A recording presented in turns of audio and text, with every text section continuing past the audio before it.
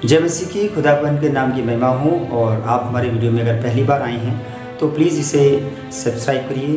और अगर आप पहले भी हमारे वीडियो को देखते आए हैं तो आपको बहुत बहुत धन्यवाद देता हूं।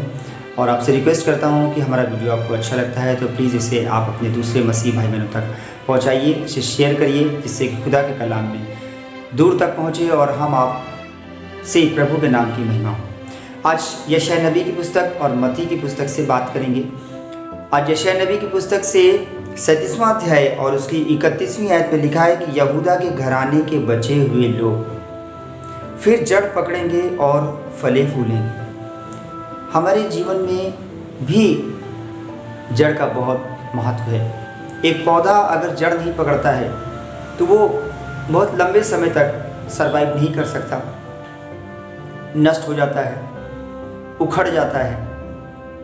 और हम भी अगर हमारी जड़ें अगर मजबूत नहीं हैं तो हम भी बहुत अधिक तक सरवाइव नहीं कर पाते हैं। ये सच्चाई है, इसको मान के चलें। अगर खुदा के लोगों की जड़ क्या है, पहले तो आप ये समझ लीजिए कि खुदा के लोगों की जड़ जो हमारा प्रभु का कलाम है और हमारा प्रार्थना का जीवन है, हमारा भवन का आना जाना है और जो हम बाइबल से सीखते हैं वो सब चीज़ें हम उसको अपनाते हैं, हमारे जीवन में वो चीज़ प्रकट होती है। तो इस तरह से या ऐसे समझ लीजिए कि खुदा जो हमसे चाहता है उसके अनुसार हम अपने जीवन को बदलते हैं। और नहीं बदल पाते हैं तो खुदाबंद से प्रार्थना करते हैं, प्रभु हमारे जीवन में कार्य कर, इस कमी को हमसे दूर कर। तो ऐसे लोगों की जड़ें परमेश्वर में बहुत ज़्यादा मजबूत होती जाती हैं। और जब आपकी जड़ मजबूत होंगी तो आप आसानी से खुदाबंद के चमत्कार को अपने जीवन में देखेंगे, महसूस करेंगे और दूसरों के लिए भी आप इंस्पायर होंगे, उनकी प्रेरणा बनेगी। दूसरी आपका एक और मैं वचन से बात करना चाहूँगा। मत्ती की पुस्तक और उसका 13वां अध्याय और उसकी 21वीं आयत में लिखा है, पर अपने में जड़ ना रखने के कारण वह थोड़े ही दिन का है, और जब वचन के कारण क्लेश या उपद्रव होता है तो तुरंत ठोकर खाता है।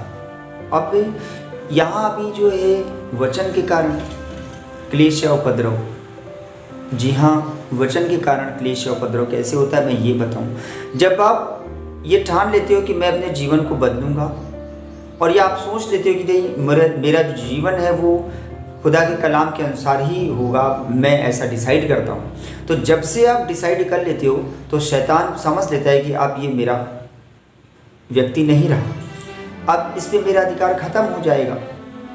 तो वो वहीं से और दूसरे लोगों को आपके विरोध में इस्तेमाल करता है। अगर कोई भाई बहन आपके विरोध में बुरी बुरी बातें बोलता है तो प्लीज़ आप उसे क्षमा करें, क्योंकि ये जो करने वाला है आपके विरोध में, क्योंकि जब आप खुदा के कलाम से बढ़ रहे हो, चल रहे हो, भवन जा रहे हो और आपने डिसाइड कर लिया है कि मैं अब वही करूँगा जो प्रभु को अच्छा लगता है, तो बहुत सारे ऐसे लोग खड़े हो जाएंगे जो आपको बहुत सारी बातों में उलझाएंगे, आपको बहुत तकलीफ देंगे। और ये लोग नहीं होंगे, ये लोगों के अंदर वो इविल स्पिरिट या वो शैतानी ताकत होगी जो आपके विरोध में आपको डिस्टर्ब करना चाहती है। इसके कारण ये लिखा है कि पर अपने में जड़ न रखने के कारण वह थोड़े दिन का है, और जब वचन के कारण क्लेश या उपद्रव होता है। तो वचन में जब आप बढ़ोगे आगे तो क्लेश उपद्रव कैसा होगा, ये शैतानी चीज़ें हैं जो आपके विरोध में, क्योंकि अब शैतान सोच रहा है कि ये जो व्यक्ति है ये मेरे हाथ से निकल जाए।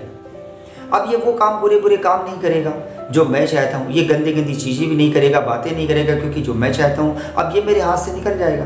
तो अब वो किसको इस्तेमाल, आपको तो इस्तेमाल कर नहीं पा रहा है, क्योंकि आपने डिसाइड कर लिया कि मैं परमेश्वर के साथ चलूँगा। और शैतान ऑलरेडी हारा हुआ है पहले से ही, क्योंकि जब आप कलाम को पकड़ते हो और पढ़ते हो उसे तो वो उसको बहुत तकलीफ होती है। आप परमेश्वर के साथ समय बिताते हो तो इसका मतलब है कि आप परमेश्वर में आगे बढ़ रहे हो, परमेश्वर के साथ आप उसकी उपस्थिति में हो। अब जब शैतान इस चीज़ को देखता है तो वो आपको नहीं टच कर पा रहा, वो टच किससे कर रहा है, जो बाइबल नहीं पढ़ते हैं, जिनका जीवन प्रार्थना का नहीं है। वो भवन तो आते हैं, वो बिलीवर्स भी हैं, विश्वासी भी हैं, लेकिन जीवन उनका प्रार्थना का नहीं है।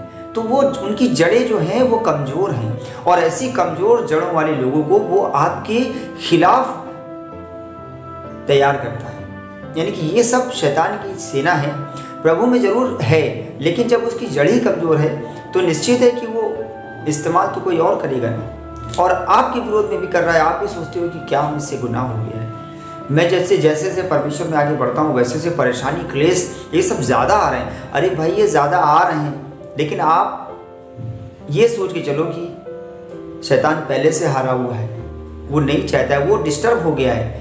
आपने ये डिसाइड कर लिया है कि मैं प्रभु के साथ ही चलूँगा, क्योंकि आप जान गए हो कि जीवन इसी में ही है, मेरे परिवार की सुरक्षा इसी में है, मेरे बच्चों की सुरक्षा इसी में है, मेरा सब कुछ इसी में है। क्योंकि बुरे कामों को, गलत कामों का जो नतीजा है वो अंत में तो बुरा ही होता है, आपको कभी संतुष्टि नहीं होगी। तो जब आप वचन के अनुसार चलेंगे तो ये सारी क्लेश उपद्रव का आपको सामना करना पड़ेगा, लेकिन सच में जीत आपकी है और आपकी ही होगी। धैर्य रखिए, भरोसा रखिए, परमेश्वर आपके जीवन में अद्भुत चमत्कार करने वाले हैं। ये विश्वास होना चाहिए कि परमेश्वर हमारे जीवन में हमको आगे बढ़ाएंगे, हमारे लिए लड़ेंगे। ये युद्ध हमारा और आपका नहीं है, ये युद्ध परमेश्वर का है। और जब आप परमेश्वर के साथ चलने की कोशिश करते हैं तो परमेश्वर भी आपको आगे बढ़ाएगा। अपने तरीके से आप सोचना बंद कर दीजिए। आपके जीवन में कोई क्लेश है, आपके जीवन में कोई उपद्रव हो रहा है, आपके जीवन में सब कुछ आप परमेश्वर के हाथों में सौंप दीजिए। और सभी बातें मिलकर भलाई उत्पन्न करती हैं जो परमेश्वर से प्रेम करते हैं। आप परमेश्वर से प्रेम करिए, आपका दुख, आपकी तकलीफ, आपका संकट, आपकी बीमारी सब कुछ खुशी में बदल जाएगा, आनंद में परिवर्तित हो जाएगा। जीत आपकी होगी। आप सिर्फ अपने आप को दीन करिए, नम्र करिए, झुकाइए और इधर उधर मत देखिए। जब भी आप इधर उधर देखेंगे तो यही वचन आपके कानों में पड़ेगा कि राह इसी में है, राह यही है, इसी में चलो। यही हमारा जीवन है, यही हमारी राह है और इसी में हमारी सुरक्षा है। तो फिर मसीह भाइयों और बहनों, इसी में चलिए। सभी को जय मसीह।